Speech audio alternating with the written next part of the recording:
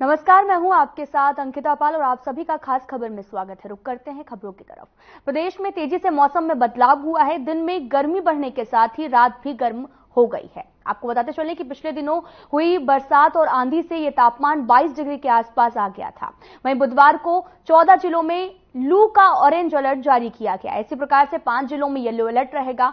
गर्मी बढ़ने के कारण मंगलवार को नू में 45.9 डिग्री अधिकतम तापमान दर्ज किया गया है। आपको बताते चले कि यह तापमान जो है वो काफी शहरों में 45 डिग्री के आसपास भी चल सकता है। 13 जून को लू का ऑरेंज अलर्ट और येलो अलर्ट जारी रहेगा। मौसम वैज्ञानिकों की माने तो 13 जून तक मौसम शुष्क रहने के साथ ही गर्मी बढ़ने की भी संभावना जताई गई है।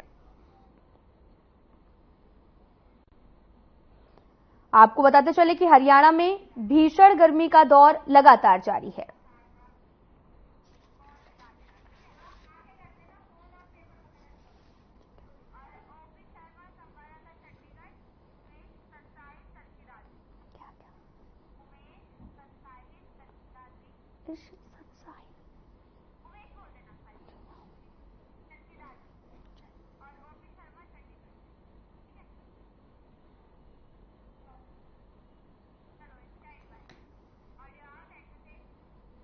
इसी खबर पर ज्यादा जानकारी के लिए हमारे संवाददाता चंडीगढ़ से ओपी शर्मा जुड़ चुके हैं और उमेश चरखी दादरी से जुड़े हुए हैं। मेरा सवाल ओपी शर्मा से है। ओपी शर्मा, आपसे जानना चाहेंगे कि लगातार 14 जिलों में अलर्ट जारी किया गया है और अभी के जो तापमान है वो क्या है वहां पर?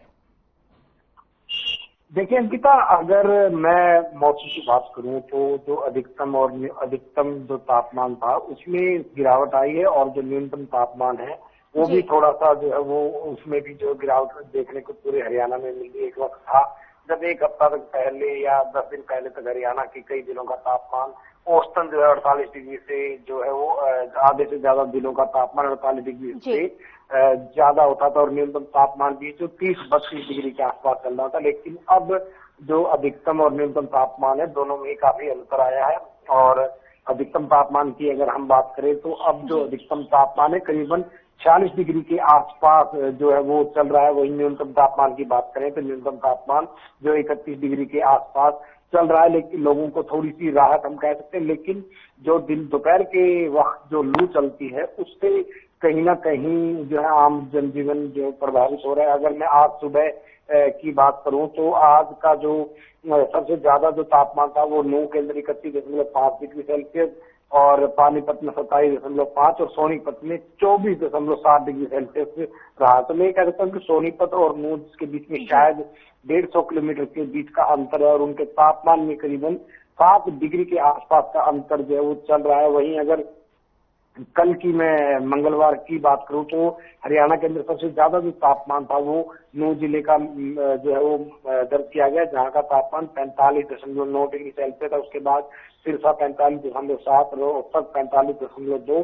अंबाला 44 डिग्री और हिसार 44.8 डिग्री सेल्सियस का जो तापमान वो दर्ज किया गया। तो कह सकते हैं कि अधिकतम तापमान में भी गिरावट है और न्यूनतम तापमान में भी हल्की सी जो है वो गिरावट आ रही है और ये एक अच्छा संकेत है। लेकिन दिन में जो लू चल रही है जिसकी वजह से जो है दिक्कत हो रही है। और अगर मौसम विभाग के बुलेटिन की बात करूं तो 16 तारीख तक जो है वो हरियाणा के करीबन 2 दर्जन से ज्यादा जिलों में जो लू की भविष्यवाणी जो है वो की हुई है और जिसके चलते आमजन जो है काफी अस्त है। लेकिन अगर वैज्ञानिक दृष्टि से देखा जाए तो इस वक्त की गर्मी जो है बहुत जरूरी है और गर्मी जो है पड़नी चाहिए, क्योंकि मानसून जो है वो भारत के अंदर जो है वो केरल के अंदर दस्तक दे चुका है और बंगाल की तरफ वो पहुंच रहा है। और ऐसे में अगर हरियाणा, पंजाब, हरियाणा, राजस्थान, पश्चिमी यूपी और मध्य प्रदेश इन इलाकों में अगर तेज जो गर्मी पड़ेगी तो जो लो प्रेशर है वो कहीं ना कहीं क्रिएट होगा और लो प्रेशर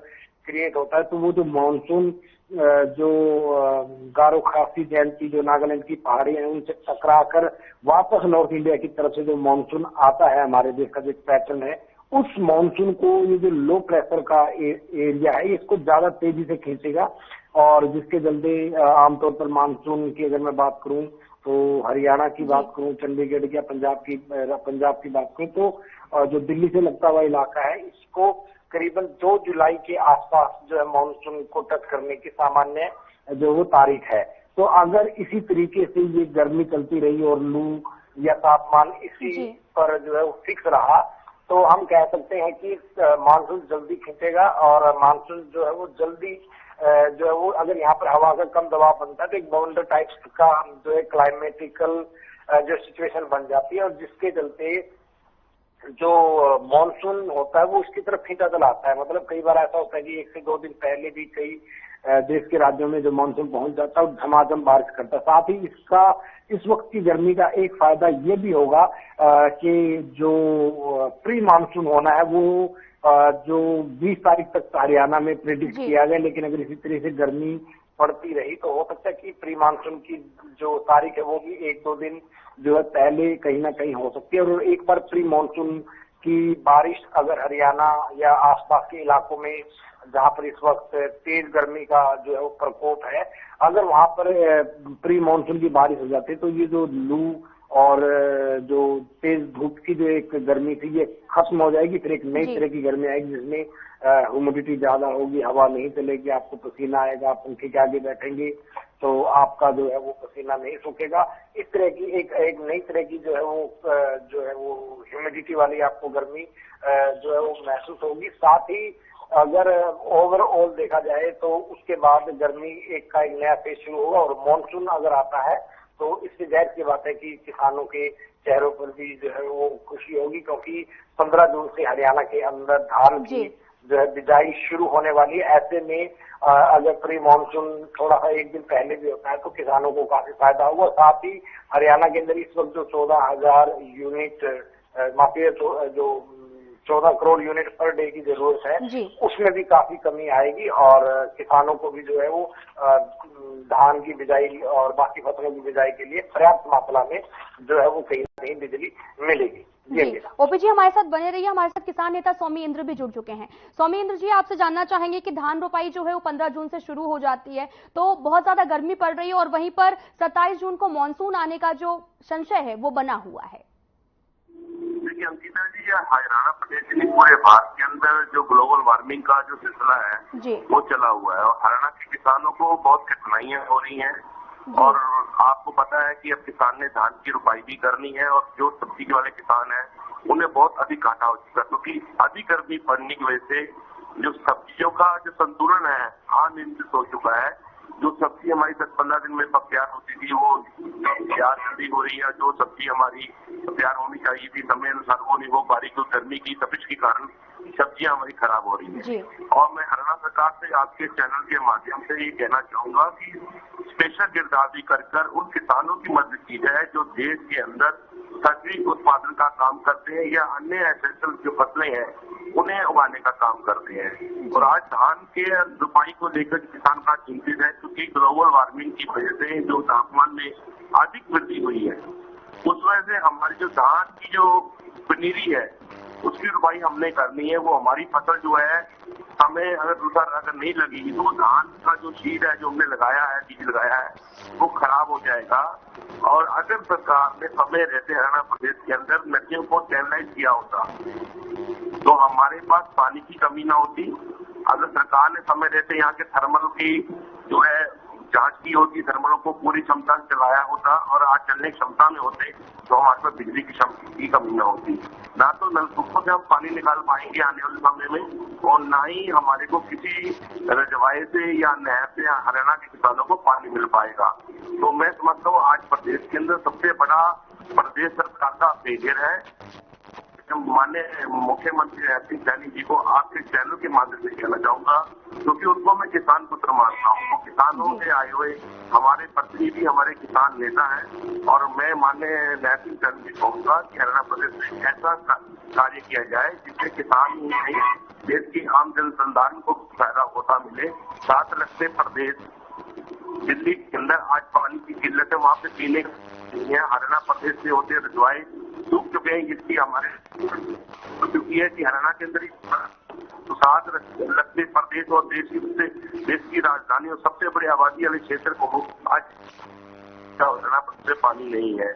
हमारे तमाम गांवों के अंदर जो जज्जर का इलाका हो, जींद का इलाका हो, रोहतक का इलाका हो, हिसार का इलाका हो, सिरसा का इलाका हो, ये तमाम जो राजस्थान से लगते क्षेत्र हैं या मध्य हरियाणा के क्षेत्र है, इनमें पानी की बहुत बड़ी किल्लत हो चुकी है, पीने का पानी की बड़ी समस्या हो चुकी है। तो प्रदेश सरकार ने अब तक जो 10 साल में कार्य नहीं किया, उस कार्य के ऊपर सरकार को संज्ञान लेना होगा, चूक कहाँ हुई है। तो ये बहुत बड़ी चूक है प्रदेश के अंदर। खाली फसलों का नुकसान नहीं होने वाला है, देश की आम जनता के स्वास्थ्य के साथ बहुत खिलवाड़ होने वाला है और हो रहा है।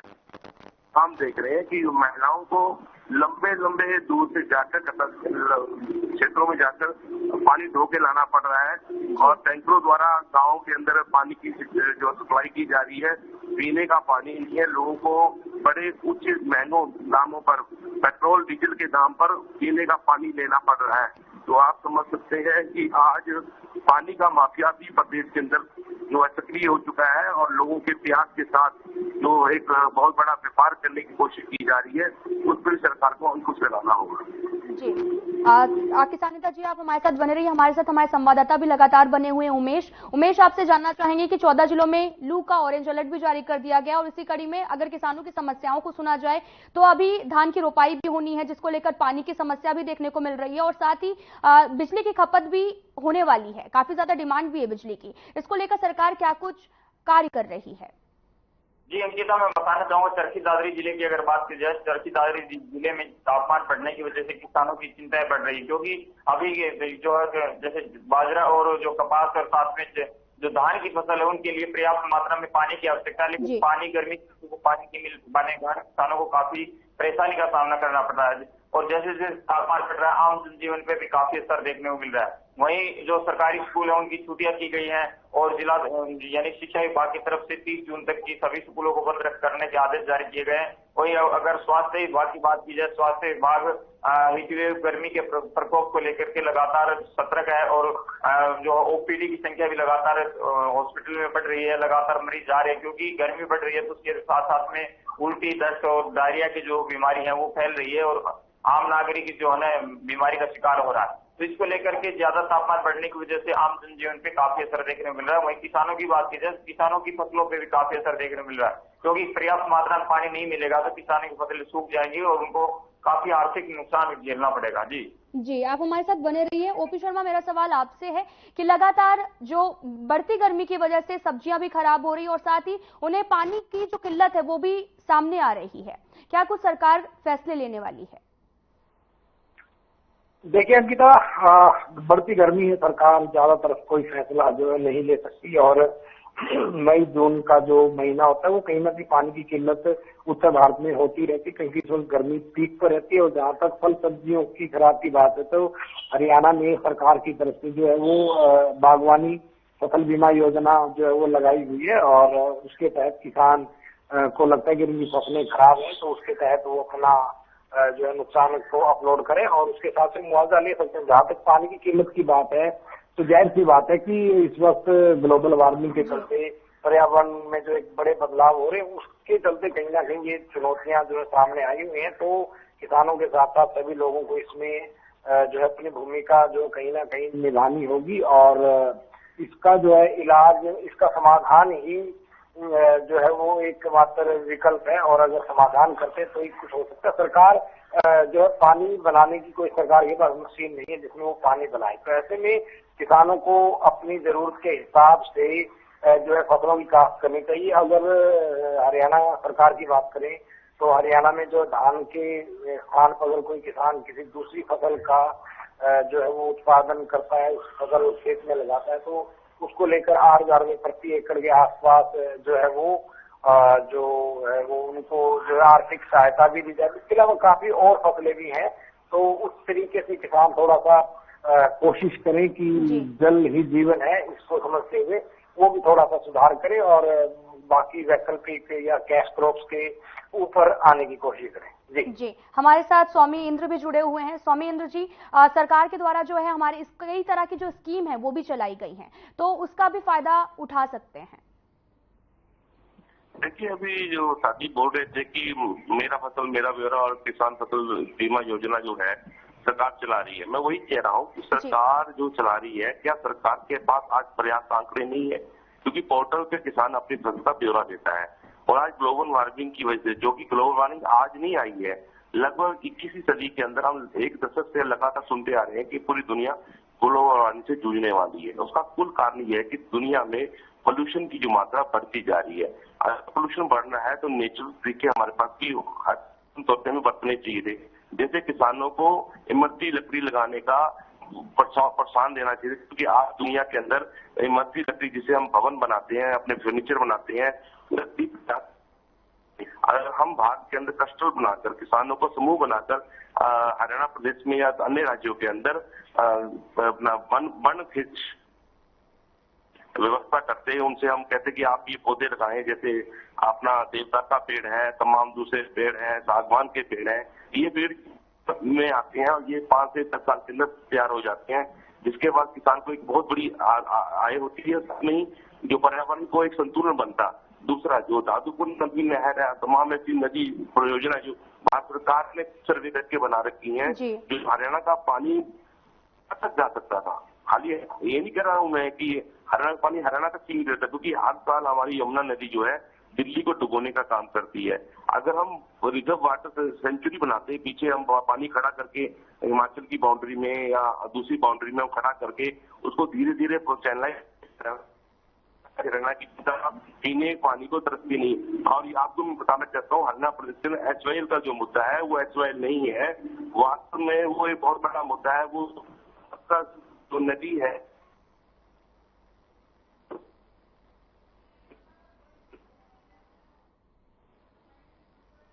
लाकर हरियाणा से होता हुआ गुजरात तक जाता, और जिससे क्या होता कि पूरी दुनिया के पूरे प्रदेश के अंदर पानी की किल्लत से हम समाधान पाते।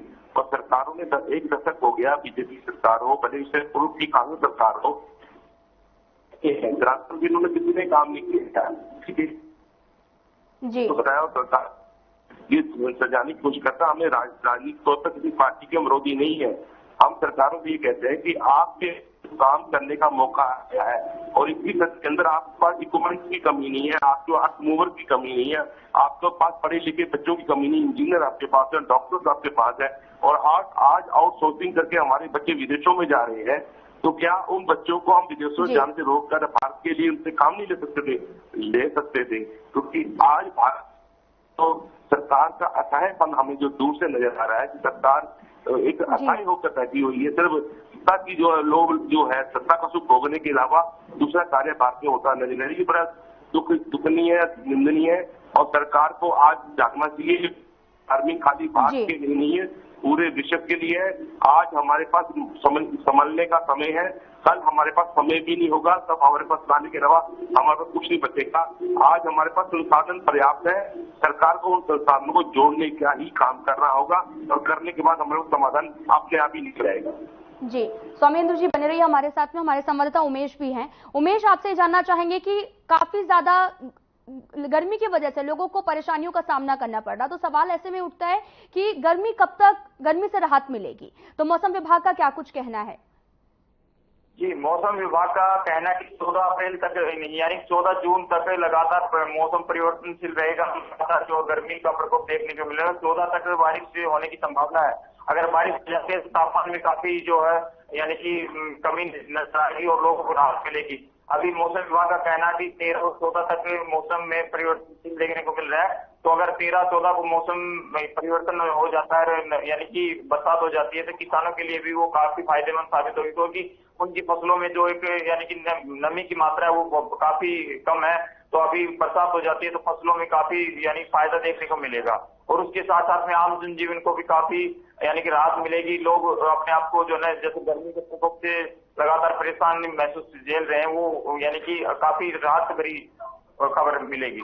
जी ओपी शर्मा, मेरा सवाल आपसे है, लगातार गर्मी का प्रकोप जारी है और इसी बीच में अगर पिछले साल की अगर बात की जाए तो गर्मी की वजह से काफी ज्यादा राहत भी मिली थी और मानसून भी जल्द आ गया था, जिसको लेकर धान को लेकर हो या फिर फसलों को लेकर हो, किसानों को काफी फायदा हुआ था। तो इस बार कृषि विभाग ने भी कई तरह के अलर्ट जारी किए हैं।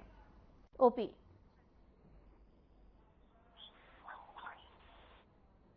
अलर्ट मुझे लगता कि किसी तरह का कोई जारी करने की जरूरत होती है, क्योंकि कृषि को लेकर अलर्ट की जरूरत नहीं होती। कृषि को लेकर अपनी जो है तैयारियां कहीं ना कहीं करनी है। ठीक है, सरकार ने बढ़ती गर्मी के चलते हुए कुछ अलर्ट जो है वो जारी किया था और जिससे लोगों को गर्मी से बचने की जो सलाह जो कहीं ना कहीं जो है दी गई थी। लेकिन जहां तक गर्मी का है तो मानसून आने से पहले ये गर्मी हर बार जो है वो आती है और उसके बाद जो है मौसम आता है तो एक दूसरे ठंडे फुहारे जो लेकर आता है, जो एक सोनी खुशबू बारिश के बाद महसूस होती है वो होती है। लेकिन इस वक्त तेज गर्मी का पड़ना भी जरूरी है क्योंकि जितना लो प्रेशर का एनवायरनमेंट जो है वो उत्तर भारत में मध्य प्रदेश, पंजाब, हरियाणा के आसपास तैयार होगा, मानसून उतनी तेजी से हरियाणा की तरफ जो बढ़ता दिखाई देगा। तो ठीक है, किसानों को दिक्कत है, लेकिन जिन किसानों को धान की बिजाई करनी है वो ठीक है, वो अपनी तैयारी कर सकते हैं। खेतों में पानी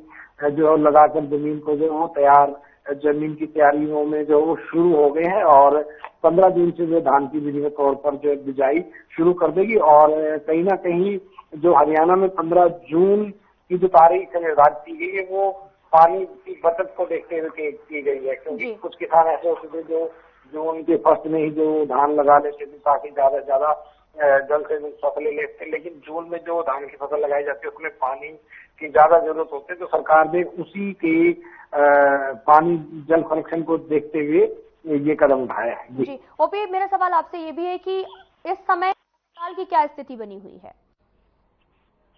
एक बार सवाल दोबारा बोलिए। अस्पतालों की क्या कुछ स्थिति बनी हुई है ओपी, क्योंकि गर्मी बहुत ज्यादा पड़ रही है जिसकी वजह से किस तरीके की समस्याएं देखने को मिल रही हैं? देखिए अंकिता, ये जो तेज गर्मी पड़ रही है ये कोई महामारी नहीं है, ये एक सीजनल जो है सीजन है और इस सीजन के अंदर जो भी बीमारियां होती है वही बीमारी होती है। तेज जब सर्दी आती है तो हाइपोथर्मिया केस बढ़ जाते हैं, जब गर्मी डायसेंट्री वगैरह और आंखों की दिक्कत, शरीर के ऊपर त्वचा की कुछ बीमारियां, इस तरह की जो बीमारियां हो जाती हैं वो ही आमतौर पर सामान्य तौर पर चल रही है। लेकिन अस्पतालों में अगर ओपीडी की बात करें तो डिहाइड्रेशन के जो है वो ज्यादा मामले आ रहे हैं, आंखों में एलर्जी संबंधी ज्यादा जो है मामले सामने आ रहे हैं। सरकार ने अपनी तरीके से अस्पतालों में ORS के जो है वो पर्याप्त मात्रा में पैकेट जो है उपलब्ध करवाए गए हैं और लोगों को भी गर्मी से बचने के लिए अलर्ट जारी किया हुआ है। जी बिल्कुल। उमेश, सवाल आपसे है कि अगर बात की जाए हरियाणा की, तो हरियाणा के किस जिले में सबसे ज्यादा तापमान देखने को मिल रहा है?